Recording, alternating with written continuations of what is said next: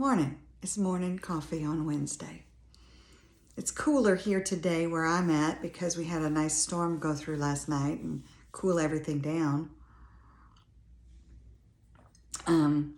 So that's really nice. It's the spring storms and all of the energy that they bring through for us. So today I want to talk about the sacral chakra. I want to be a little more succinct than I was yesterday. I try not to cover so much information, but there's a lot to talk about with these chakral energy centers.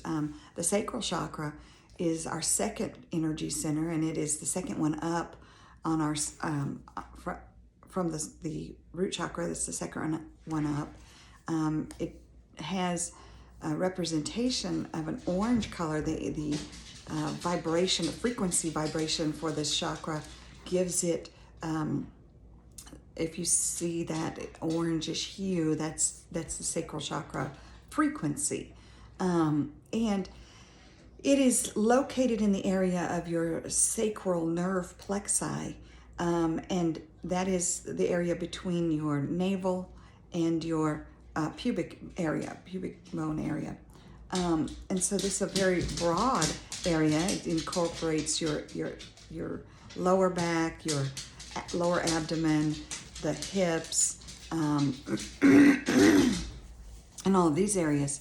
In the Sanskrit, it's the Svadhisthana.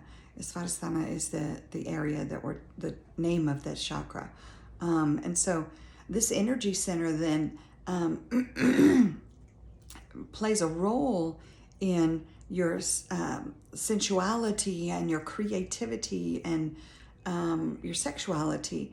And so if you are struggling with areas of feeling very shut down in these areas, in your pleasure, in your joy, in your ability to be creative, to feel the creative flow. A lot of artists, when their creativity feels shut down, will need to do some work in their sacral chakra. Something has happened that's created for you some kind of shutdown. And so from the physical perspective, we want to look at this because it's related to different areas because of where it's seated at. It can impact your reproductive issues, your mental health issues around sexual stresses, your libido. It can also create some lower back pain, just like the root chakra, because they're in a similar area.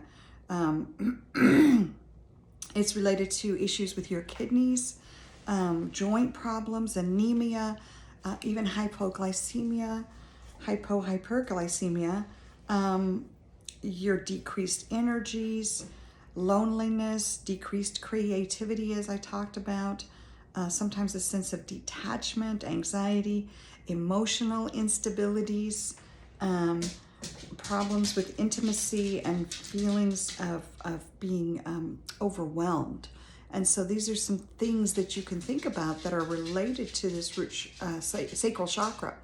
You can go to Google and Google this sacral chakra and find list after list after list that can help you discern these things. I'm just giving you a sample as well. And again, these aren't meant to substitute for good health practitioner visits. Go see your practitioners, your medical health practitioners first. Like I said in yesterday's video, you have to always go see them and make sure that you don't have something physiologically going on that can be addressed from a medical perspective. And then once you've been cleared from that, then you want to look at your energies and see if you've got something else going on. And the way you're going to work with these things is through meditation, through yoga. You can also consider using some essential oils and some affirmations around these things. These are some alternative options that a lot of people are just now beginning to really embrace and wrap their minds around the concepts that the oils have healing principles, or the herbs and those sorts of things have healing principles in them as well. And they're going to interact differently with different people. But here again, you have to be very, very conscious and very cognizant, and you have to make your healthcare practitioners aware. I will give you a great case in point. I do this all the time for myself, and I'm not giving any unsolicited advice to any of you, but because that would be unwise. But for my own health, I will tell you, I have a condition of hypertension, and so my practitioner changed my medication from one thing to another, and I was feeling low. After he changed that, he changed it in December, and in January I was feeling kind of low, and so I thought, I'll start taking some St. John's wort because it can help naturally with mood if you have a low mood. And so I started taking that, and then I was having some not good response from this blood pressure medication, and so I went and checked against it.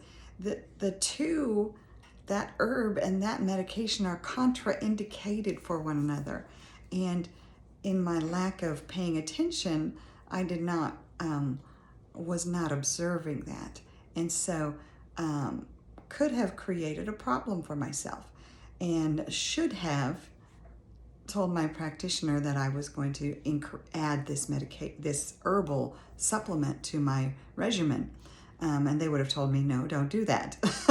So these are things that I give you as an example why you can't just self-care without involving your practitioners. Make sure that they know what you're doing, and if you're working with a holistic practitioner, make sure that they are informing your primary care physician or regular health practitioner as well, because all of these things interact with one another, and we don't want to get anybody into a negative space.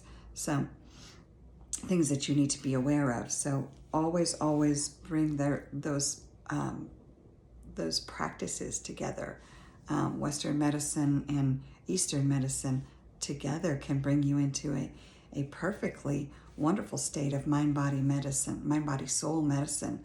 And it's a lot. So one person can't necessarily understand all of the intricacies of the Western medicine and all of the intricacies of the Eastern medicine. But if you have a collaboration, then you'll be in a great space. So I just wanted to share those things with you. For me, the movement, the creativity, the creating something, if it's music that you love to do, if it's art that you love to do, painting, building something, whatever it is, go do that. That will help you with opening your sacral chakra. You don't have to get woo-woo, as they say. You can do very pragmatic earth realm things. Paint, build, create. And that is very good for your sacral chakra, because it opens that up and helps you keep that movement of that energy and that creativity within yourself. Write a book, write poetry, write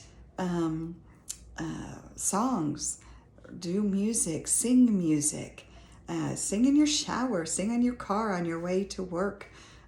Just really make sure you're trying to keep that energy moving. Do yoga if you are so inclined. If not, move, and really keep that going. The movement is wonderful. And if you feel stuck, then consider doing some work with that sacral chakra, and maybe working with a holistic practitioner who can help you move that energy and get unstuck, and that will be great for you. So have a wonderful day, and we are on the downside of the week and heading into the weekend, and I'm predicting a wonderful weekend for those of you in the religious realm. You're going into a very sacred weekend with the Easter Sunday coming on on this Sunday, Good Friday coming, and so I wish you a wonderful weekend. And while these are not practices that everyone embraces, it is something that you are very drawn to, and I wish you well with that, and hope you have a wonderful sacred weekend. Thank you. Bye-bye.